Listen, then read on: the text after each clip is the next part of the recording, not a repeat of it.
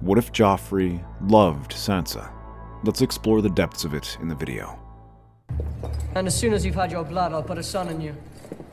Mother says that shouldn't be long. No, please, no! Sansa screams and tries to avert her eyes, but then feels a hand grabbing her chin. But to her surprise, the movement is gentle, almost comforting.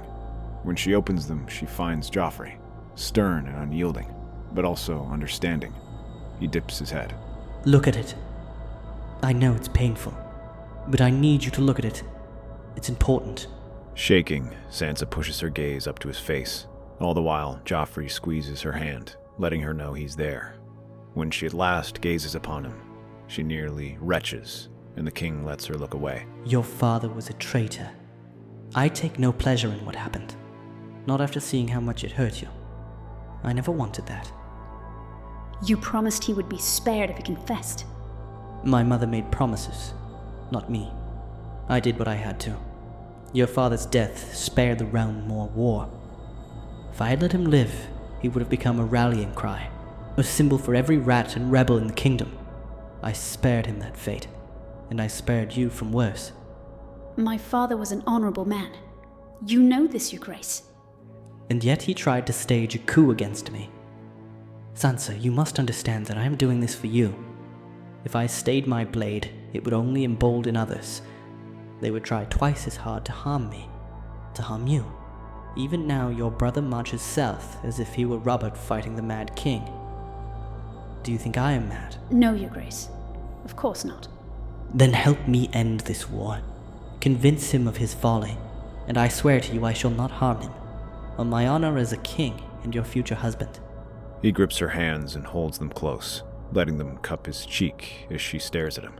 She can see the sincerity in his eyes, the honesty, and the love he has for her. If nothing else, that much is true. She begins to tear up as well until he pulls her close and then embraces her. Only then does she nod her head and promise that she will do what she can. Over the next few weeks, she begins to send a series of ravens out to the rebellious houses, particularly houses Stark and Tully, where she reiterates her stance that she is being treated well in the capital and that Ned was guilty of treason after staging a coup. Unsurprisingly, these are met with derision among the Northmen and Riverfolk.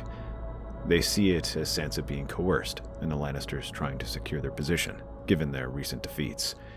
However, Catelyn and Robb are taken off guard as they are regrouping after their recent success in the camps and the Whispering Woods. But as they see these letters, they notice some slight differences. The first was filled with hollow courtesies, those expected of highborn ladies in her position.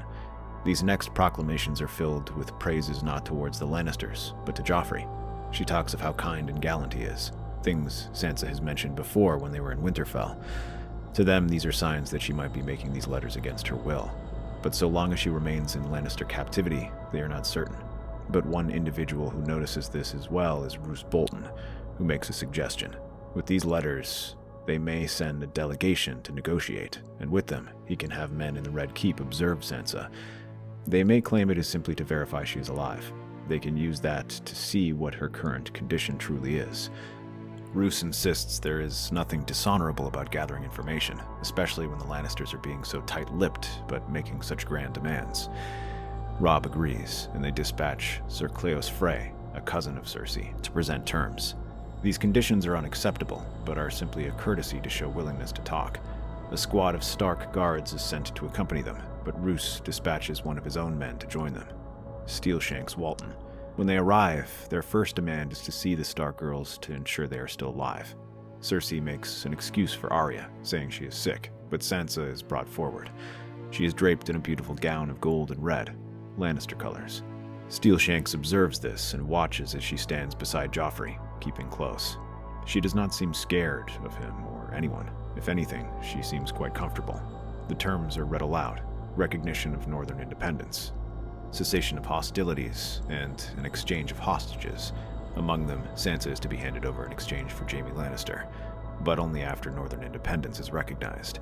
Robb also ends by saying that a marriage pact between Sansa and Joffrey is no longer recognized, and she will be returned to the north immediately.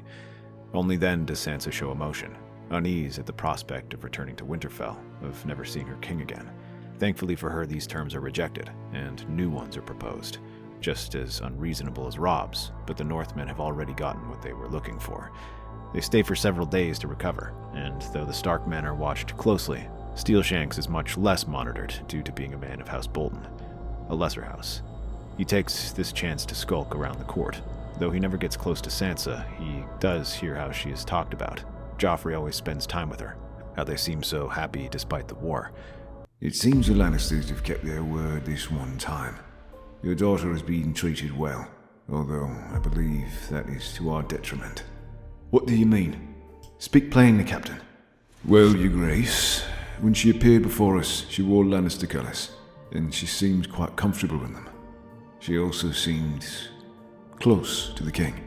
She stayed by his side and kept close, like she wanted to support him. These are bold claims, Captain. Do you have anything else to say? I do. When we announced your terms of wishing for her to be sent north immediately, she seemed unnerved by it, as if she were afraid of leaving. The room seems to drop several degrees as they try to make sense of everything. This was the last thing they were expecting to hear. Robb dismisses the captain and considers everything that had happened. How do we rescue a prisoner who doesn't even want to leave their cage? Is she even a prisoner at that point? Your Grace, perhaps this is an opportunity. It shows that they have no true bargaining power. We should strike now and show we have nothing to fear. If we show that, Tywin's men may begin to doubt him. Without fear, that man is nothing. They still have my daughter, Edmure. Though she might not realize it, she is still in the lion's jaws. And what would they gain from hurting her? She has done nothing but support them wholeheartedly, it seems.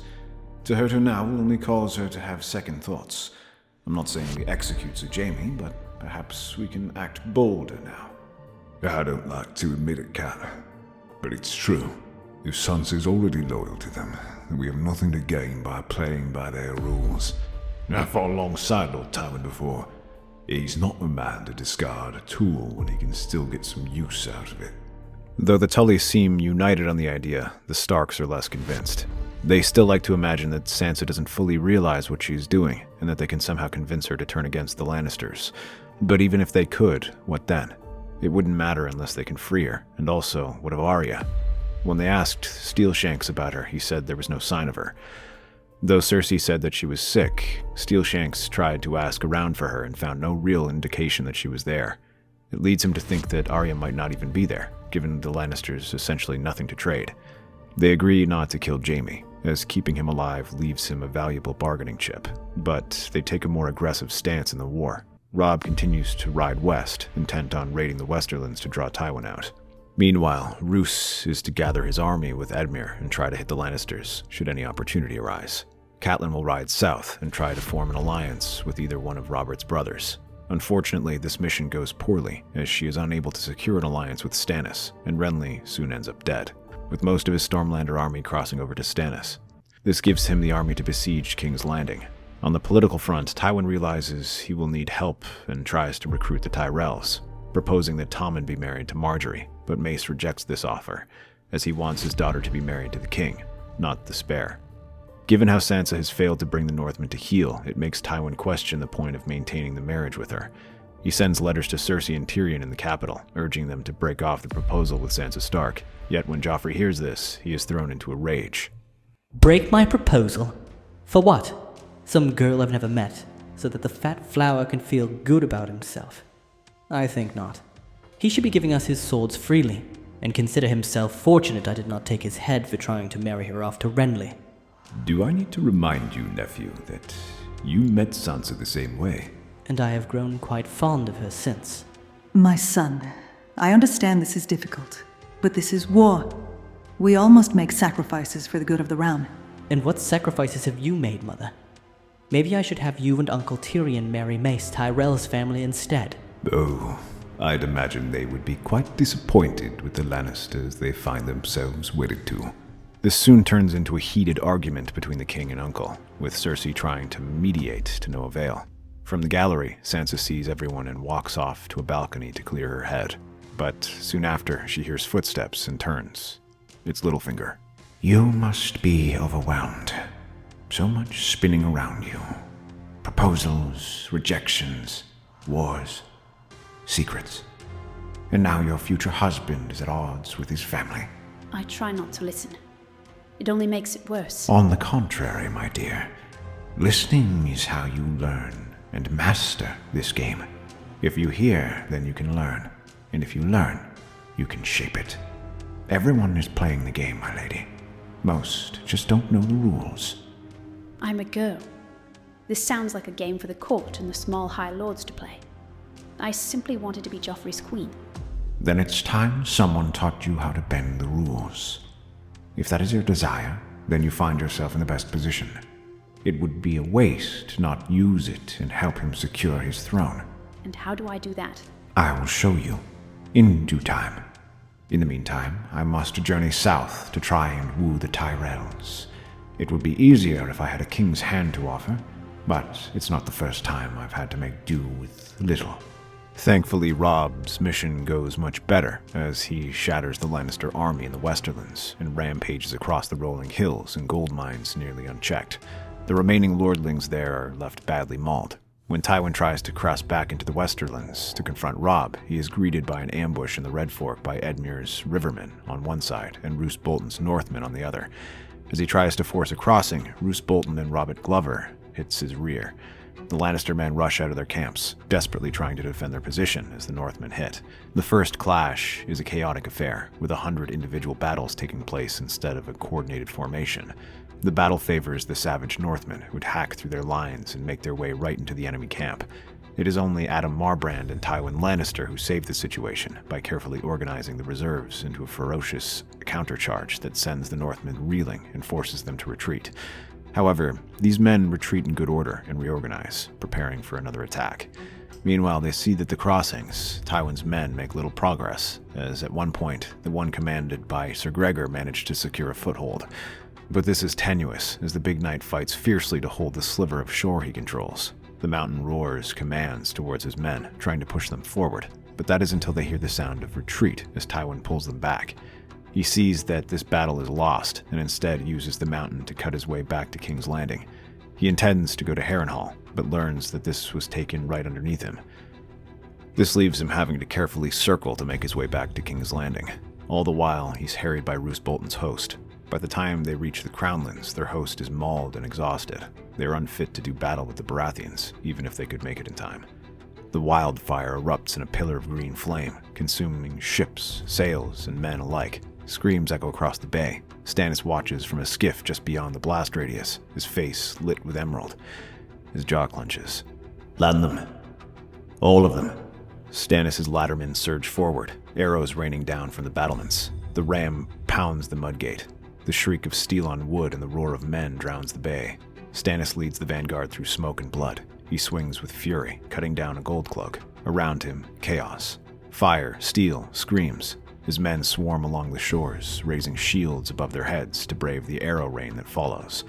There is no more wildfires, thankfully. This he can deal with. As he reaches the gates, he beckons for his men to advance. Some bearing ladders to scale the wall and immediately begin to climb once they are secure. Others bear heavy rams to begin battering the mudgate. It shudders, and the men behind begin to stop back, their eyes widening in fear as they wonder what will happen next. The Hound and Tyrion, along with the Kingsguard, launch attack after attack to try and break their will and scatter the attackers. The first one causes serious damage, as does the second. But by the third, Stannis is prepared and dispatches Sir Godfrey and Richard Horp to deal with them. This time, it is the defenders' turn to be beaten back, and the gate begins to splinter as the ram batters it ceaselessly. The gate finally splinters open. Stannis' troops pour in. The gold cloaks fall back. Sir Mandon Moore is pulled from his horse and butchered. Tyrion, bloodied, half-conscious from an earlier wound, tries to rally the line. Stand your ground. King's Landing is not lost. But it is. Until a sound echoes from the Rivergate. A horn. Green and gold banners crest the horizon. Knights of the Reach thunder down the causeway, spears bristling in the moonlight. Sir Loras, resplendent in gold armor, leads the charge. He cuts through the battered remnants of Stannis' army like a scythe through wheat. Stannis looks up at the ridge, eyes burning, jaw clenched. Hold the gate. But it's too late. The Tyrells smash into his flank. The melee becomes a slaughter. Stannis' sellswords break ranks. Fire still burns on the shore. The bay is choked with corpses, the tide running red. Stannis fights like a cornered beast, striking down 3 guards before pulling back his men. Bloodied, furious, he's dragged to safety. Ash clings to the banners. The throne looms, untouched. Cersei, still in her battle-stained gown, sits beside Tommen, silent. Tyrion, bandaged and pale, is carried by Podrick, his face ruined, but his eyes are sharp. Days later, the Lannister army arrives, battered and too late to take part in the battle thanks to their fighting in the Riverlands. Yet, as Tywin appears, the surviving members of the council gather. Tywin is present, but slumped in his chair, too exhausted to stand. His armor is scuffed, his cloak singed. Kevin stands at his shoulder. Stannis is gone, fled under the cover of night. Our forces are decimated. We hold the city, but at great cost. And it was not the Lannisters who turned the tide, but the Tyrells. A timely arrival, arranged in good faith. Tommen Baratheon is to wed Margaery Tyrell. Storm's End will be her dowry, an ancestral restoration. You gave them Storm's End.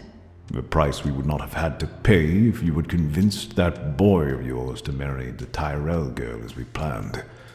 Still, I suppose it is not a crippling blow. They are not lords paramount of the Stormlands. Though he says it, there is a hint of doubt in his voice. In truth, the Tyrells already have deep ties with the Stormlands, and this will only strengthen them. Even if Tywin names a new lord of the Stormlands, the true power is with Mace. As they will hold the hearts of the small folk, Mace Tyrell is their savior now. And the Tyrells now sit on the small council. Paxter Redwyne takes the master of ships, while Mace demands a position for himself. Let them sit. Let them bask in glory. It fades, but we remain. And for now we have peace, and peace is profitable. Sansa watches the city below.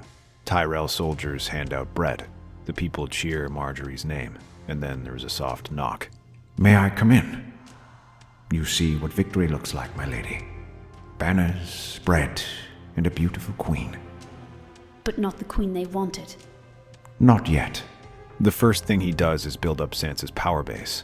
She is a queen without a kingdom, a faction without support. Though Joffrey can call upon House Lannister, they are not ones to risk alienating their new ally so soon. Tywin decides to keep them on a tight leash until they are more secure. This leaves Sansa virtually alone, but Littlefinger remedies that by taking her to dine and visit with multiple lordlings throughout the next few weeks. These are small ones, from the Crownlands, Stormlands, and a handful of Reachmen unsatisfied with Tyrell rule. During these meetings, Sansa is the picture of a proper southern lady. She is courtly, quiet, and kind. Nothing like the savage Northmen from their stories. Littlefinger uses that to his advantage, painting a story of a lonely, sweet girl who grew up in a cold, unyielding house in the far north. Despite her brother becoming an enemy of the crown, she looks every bit as courtly as the Tyrells and Lannisters. She has fallen in love with Joffrey when they met at Winterfell. A mutual feeling. They speak tales of how utterly devoted she is to him, and how she has chosen him over her rebellious brother. Many houses are won over and begin to pledge their help to her, supporting her as they hope she will be an excellent queen. Houses Fossaway, Molden, Rosby, Stokeworth, and Marbrand are among the houses that offer their support. But these are small houses that do not command much influence. She must have a power base, like the Tyrells, to truly challenge them and secure her position. That means the North. And with Robb Stark still active, she does not have a strong claim. But in the aftermath of Blackwater, the Northman cause is in chaos. Robb had married another girl instead of the woman whom House Frey had promised. They now lock the crossing to the Northmen, just as the Ironborn terrorize the North. This is the perfect opportunity for Littlefinger to gain power. Amongst the northern camp, he finds Roose Bolton, who sees how the wind is blowing and offers an alliance. A plan begins to formulate, as Littlefinger has several ships chartered to transport small groups of Northmen, mostly Bolton men, back to the north, where they can reinforce and take the castles back one by one. Littlefinger hires sellswords to join them, and the Ironborn stand no chance. Winterfell falls, as does Deepwood Motte and Torrhen's Square. These castles are retaken, but the banner that flies is not the usual Stark banner. Instead, it is a banner showing the lion and the direwolf together. The Iron Throne has taken Winterfell right under the King in the North's nose. Roose moves to secure Moat Cailin next, gathering his forces and fortifying it as he strong-arms the houses there to yield. Houses Ricewell and Dustin require no prompting and change sides. Meanwhile, House Serwyn, Tallhart, and Glover owe their survival to the Iron Throne and follow. Those who remain are trapped in an impossible position. They are cut off from their homes, and with the Lannisters and Tyrells mobilizing, it is only a matter of time until they are crushed. Worse still, with Sansa on their side, the Lannisters have a legitimate claim to the throne. The only question would be if there's anyone to oppose her if that happens. Their demand is simple. Robb Stark must surrender and go into exile in Essos. They refuse to even let him take the Black, with fear of the Wall being so close to his bannermen. The only thing that truly saves him is the fact that they still have Sir Jaime. The fact that Joffrey has announced his intentions to wed her all but guarantee that she will not be harmed. Without having to worry about Sansa, Robb can more openly offer to execute him. Men like Rickard Karstark clamor for this, saying that this can be their final blow to Lord Tywin and deprive him of his heir. But Robb will not execute a prisoner without just cause and offers to trade him. Seeing it as a chance to secure his position, especially with looming Tyrell threat, Tywin agrees. But only if Robb publicly agrees to renounce his crown and his title as Lord of Winterfell. Seeing no other choice, with his kingdom bleeding, the crossing cut off to him, and his armies exhausted, Robb agrees. He swears this oath in Riverrun, and in the presence of all his Northmen and Rivermen vassals and Lannister representatives. Tywin sends a stern warning to Walder Frey, telling him that he will open up the bridge to the army to cross back to the north. He warns that if he refuses, not only will he give Robb leave to take the twins by force, but he will even send ships to Robb Stark, helping him take the twins. Walder quickly obliges, and the Northman army makes its way back up the neck, undefeated in battle, but crushed in war. Robb does not join them. After making a tearful goodbye to Catelyn, he makes his way to Maidenpool, where a ship is waiting to take him to Pentos. This leaves Sansa as the new Lady of Winterfell, though she does not even go there to accept the title personally. Instead, she installs a steward for Winterfell, one suggested by Littlefinger and Tywin. He will rule in her place and ensure the North's loyalty, especially once they are aided by House Bolton, who appear as the heroes who liberated Winterfell. For their service, they are granted the Hornwood lands. For a moment, it seems like Sansa has her power base, but in reality, her control of the North is tenuous. The only thing that keeps her in power is the Boltons, who are strengthened with the Hornwood lands and weakening the other houses throughout the war. This leaves Roose in charge of a fragile coalition of houses friendly to them or left leaderless, including houses Serwyn, Dustin, Ricewell, and Tallhart. In truth, they hold more control of the North. But while Sansa tries to gather her strength, the Tyrells flex their own muscles and influence. Mace Tyrell commands attention in the Red Keep. He walks through the halls like a hero returned from war. The scent of wildfire and victory still clings to his fine silks. With Stannis pushed back and King's Landing saved, he acts less like a guest and more like a kingmaker. He pushes for Margaery to be crowned, not just queen consort, but queen in truth. The distinction is subtle in words, but sharp in meaning. While not brazen enough to push for Sansa to be pushed aside, especially when Tywin is present, he does make some subtle suggestions with it, saying how beautiful his daughter is and how she would look as queen. He believes Margaery has earned it, and he isn't shy in letting others know. King's Landing shifts under the weight of the Reach coin. New gardens sprout where ash once laid. The sept is repaired with golden roses etched into the marble. Grain flows in from the fertile south, and bread is handed out with a smile by Margaery herself. Her beauty, her charity, her poised demeanor, she becomes beloved in a way Cersei never was. The small folk chant her name, and nobles murmur that perhaps she is more queenly than the boy king she married. While Mace flexes in the open, Littlefinger sharpens his knife in the dark. As Master of Coin, he signs off on every gold dragon that fuels Tyrell generosity, and makes note of every overreach. Rather than stopping him, Littlefinger encourages Mace to overspend, telling him that a new dawn is rising, and he should let it be known in gold and splendor, letting the young lordling handle finding the coin for it. All the while, he reports these indulgences to Joffrey, talking of imbalance, arrogance, and a Reachman's hunger for the throne. But he does not fight Margaery directly. Instead, he raises a rival symbol, Sansa Stark. Sansa, still grieving but graceful, appears at court like a ghost reborn. Here, he makes sure to drape her in the finest silks, ones that emphasize her best features while keeping her humble. If wealth and extravagance are the Tyrell's weapon, then Sansa is humility and piety. She visits the ruins of houses and villages, offers her respects to the people there and promising to help rebuild. She listens to their tales of suffering and offers them courtesy and the support of Littlefinger and whatever houses back her. There she tearfully begs for their forgiveness, apologizing on behalf of her brother and the Northmen, acting as if the war was her doing. For the people who had suffered heavily during the war, this type of accountability is rare and welcome. They see Sansa as one who truly tries to understand their suffering and praise her name. They think of Ned Stark in court, as many knew him well. Both Stormlanders and Crownlanders knew Ned as an honorable man, as one of Robert's dearest friends, and whatever his faults in the end, he was honorable and honest. Now they see Sansa with Joffrey, paying her respects to the people, and they see her honoring his legacy. She also helps with Joffrey's image, as she takes him on these outings with her, and tries to make him seem like the Golden Prince she sees him as. She has Joffrey talk with them, stand by her as she talks with people, and occasionally charm people. Under the careful watch of Sir Kevan, who is now watching the prince, Joffrey does this largely without incident. And with this success, Littlefinger arranges for Sansa to make more active roles in politics, something that even Joffrey was initially shocked by. My queen's place isn't in the small council. She has been doing well, winning the love of the small folk. Let her continue there. Sansa has indeed won favor with the small council, but it isn't them who I worry about. It is the lordlings. Many of them love the Fat Flower, as you so wisely named him.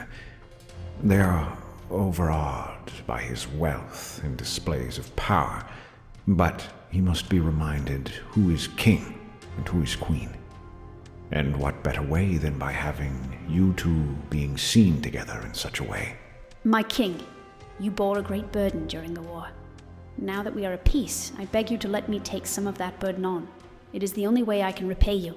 Generous as always, my queen. Very well. I will allow this. And so Sansa joins them. She sits silently at the small council meetings now, demure and observant, a presence rather than a participant. But it is something that even Marjorie can't enjoy, and when Mace broaches it, Joffrey simply reminds him that she should be watching over Tommen. But Littlefinger ensures that every minor lord she meets leaves remembering her voice, her courtesy, her poise. Dinners are held, small, intimate affairs. Littlefinger arranges them with precision. One night, it's the steward of House Redwyn, on another, a lesser cousin of House Hightower.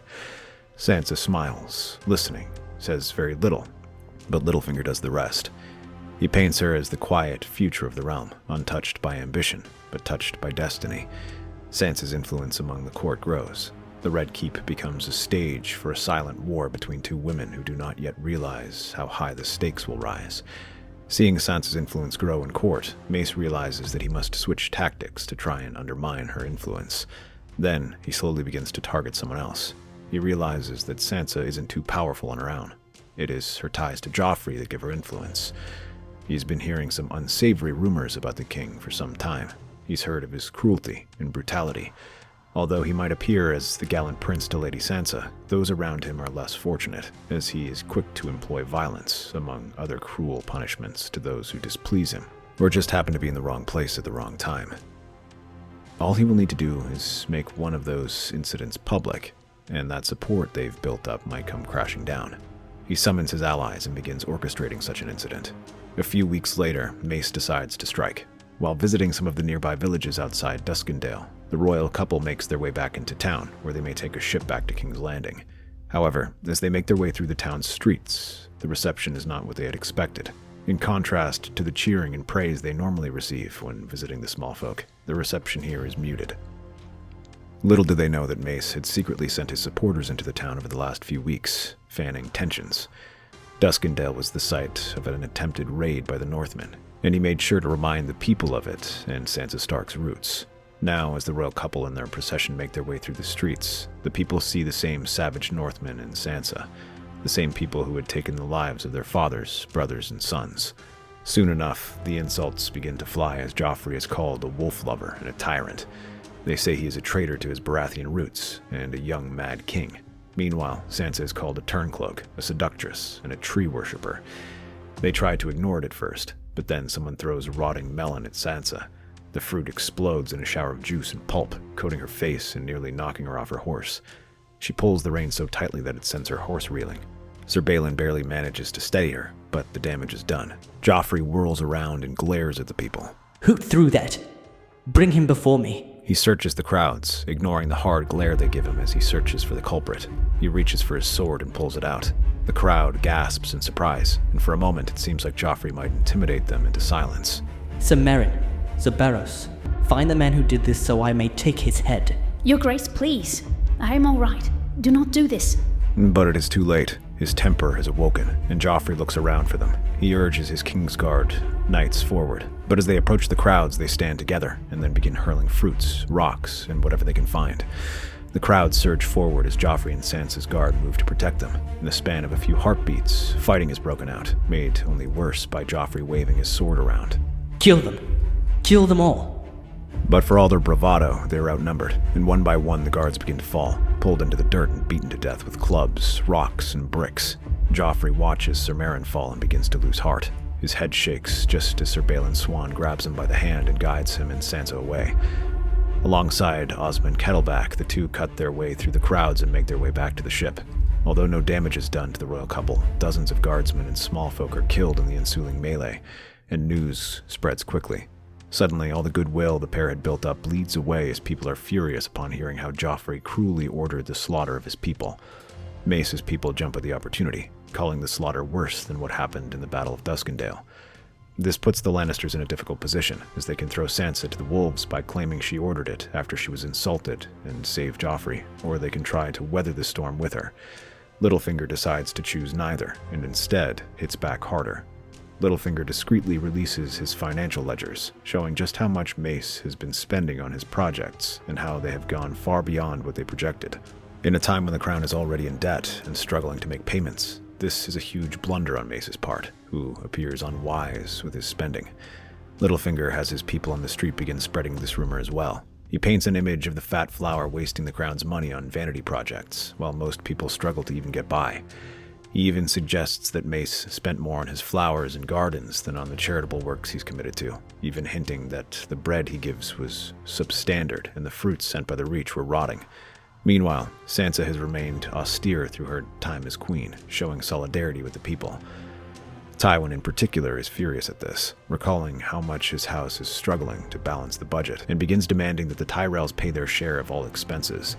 If they are now allies, then they can pay half of all the crown's expenses on top of the things Mace wasted money on. Tensions look ready to boil over as both their supporters now begin clashing on the street and in court. They just barely keep their allies in check, but as this happens, trouble begins brewing in the fringes. Stannis was never fully defeated, and by the time they took Dragonstone, he was long gone. While Tywin isn't convinced that Stannis would give up, the Tyrells believe that he may have gone into exile in the Free Cities. However, the King of Dragonstone instead appears in the most unlikely of places, the Wall, where he scatters the Wildling army there and wins over northern houses one by one.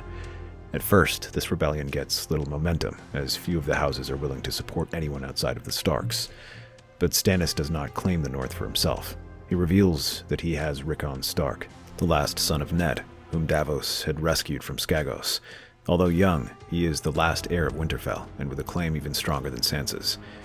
Suddenly, the Northmen throw themselves in rebellion, taking up arms and leaving Roos's fragile coalition in chaos.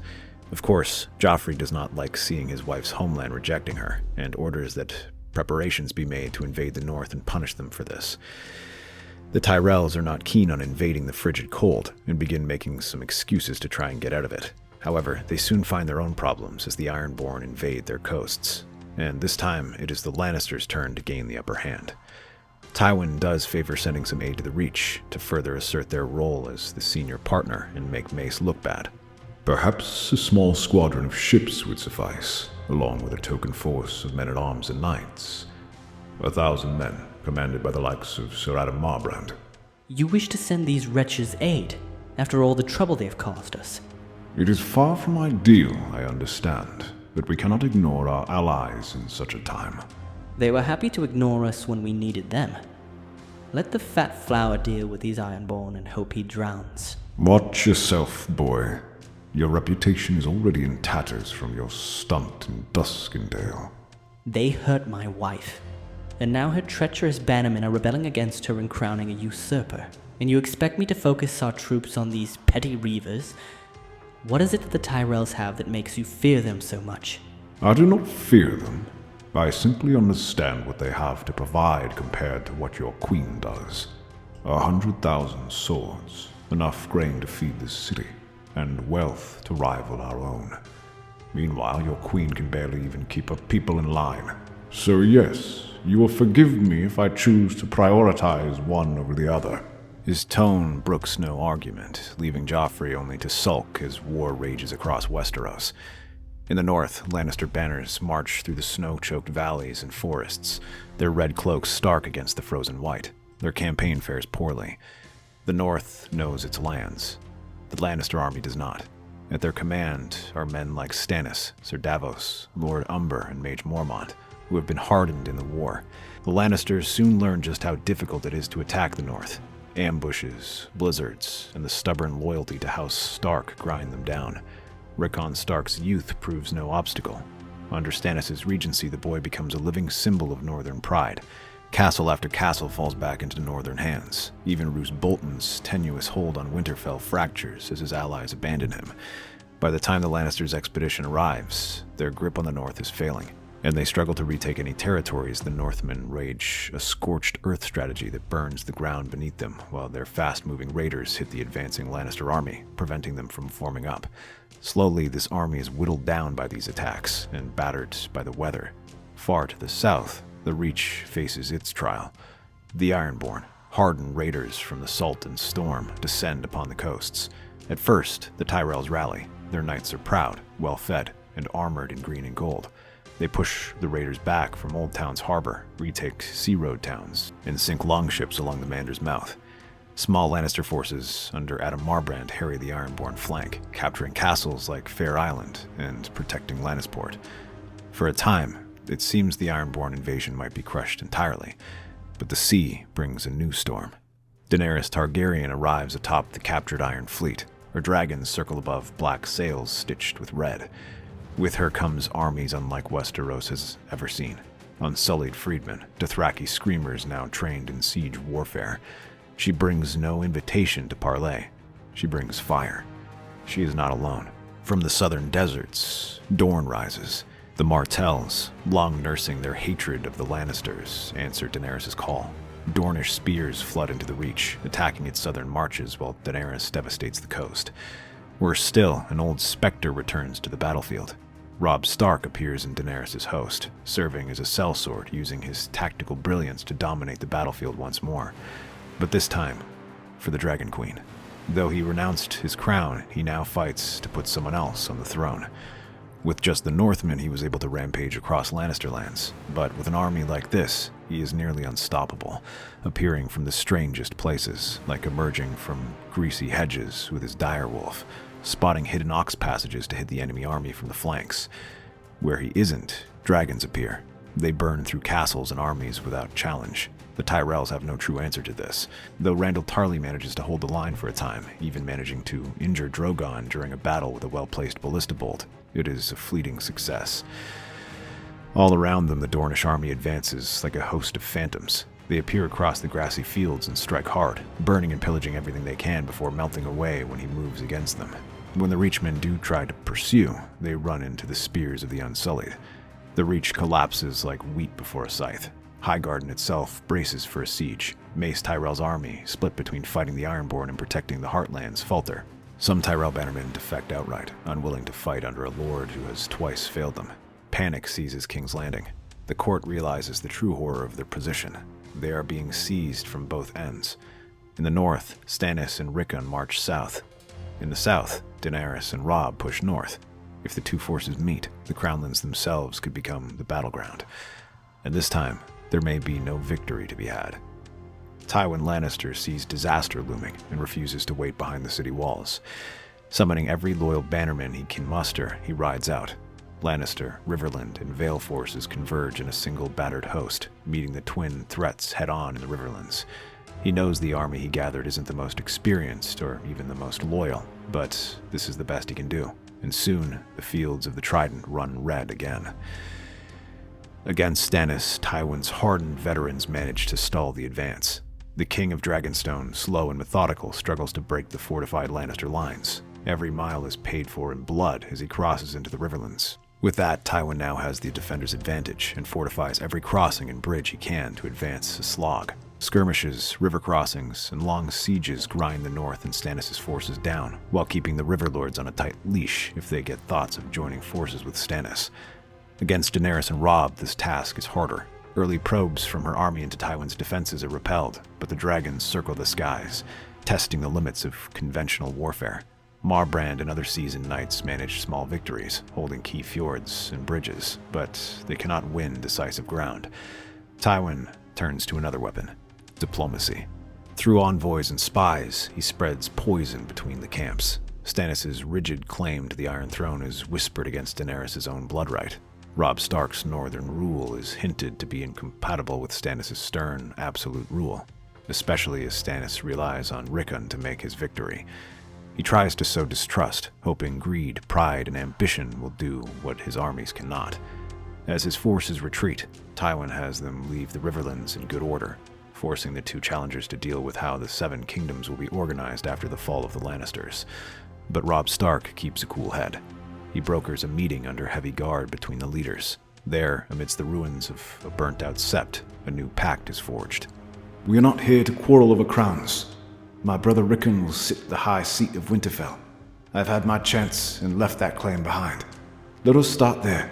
But this leaves the question. Who shall bear your sovereign? What kind of man are you, Lord Stannis? Your Grace, I knew the Baratheon brothers well. Stannis was always fair, just, and good. He promoted men based on their merit and spoke hard truths when no one else could. He demanded honesty instead of flattery. He was one of the only men Robert appointed worthy of his position. This is why we wish to speak with you and ask for your aid now in these crossroads. And the Seven Kingdoms? There is precedent. A king without issue can name his successor. I have an heir. Shireen, said Evers. She is a sweet child, Your Grace, but she lacks your strength and interest in ruling. She would be miserable as queen. Perhaps if you were to name Daenerys as heir. My cause is just, and justice alone is what will bind a kingdom. Your Grace, Queen Daenerys knows this better than anyone. She brought justice to a place where it did not exist. The slavers' city sold and bought men like chattel, but she put an end to it. She broke their chains and made them more. Surely that is justice. Would she not be a worthy successor? Should you father a son, he and Daenerys will be wed, binding dragon and stag together. That is a sound plan. Then my people? The ones exiled and forgotten? Justice will be done. Those loyal to the Targaryen name will be restored. Those who have wronged you will answer for their crimes. Then this shall be done. The divisions Tywin hoped to exploit vanished. The banners of the North, Dragonstone, and Dorne are raised together. A single massive host, larger than any seen since the days of Aegon the Conqueror, marches toward King's Landing. The River Lords abandon Tywin in droves, letting them march south unmolested. King's Landing prepared as best they could for the siege, but it is like preparing for the doom. With dragons in the air, ships at sea, and armies on land, there is little hope for relief. Tywin tries to organize the defenses, gathering the Lannisters and what's left of the Tyrells to repel the attacks. Against the conventional armies, he has some success, as walls and arrows thin their numbers, while sorties from his knights beat them back. But dragons put an end to any lasting success, as the three swoop high and burn through the battlements. Ballistas are wrecked, and defenders are scattered. Their morale has already been sapped from weeks of being beaten back, and now that the two greatest armies have united, they are hanging on by a thread. The sight of the dragons flying high finally breaks them. The men throw down their weapons one day, letting the attackers stream through the city. By the end of the day, the Red Keep is theirs. Their armies are shattered, and the remaining Lannisters are executed. Tywin, Jaime, Cersei, and Joffrey. Sansa is a thorny question, as many want her dead, Stannis included. But Robb does not have the heart to kill her. For all her flaws and her betrayal, she is still his sister, and yet she remains defiant, refusing to denounce Joffrey and insisting he is the true king. He has no other choice but to send her to the Silent Sisters. That's our theory. Westeros is a land filled with exciting stories and possibilities, and we love exploring them. If you want to accompany us on this journey across the Seven Kingdoms and beyond, then please like, share, and subscribe to our channel.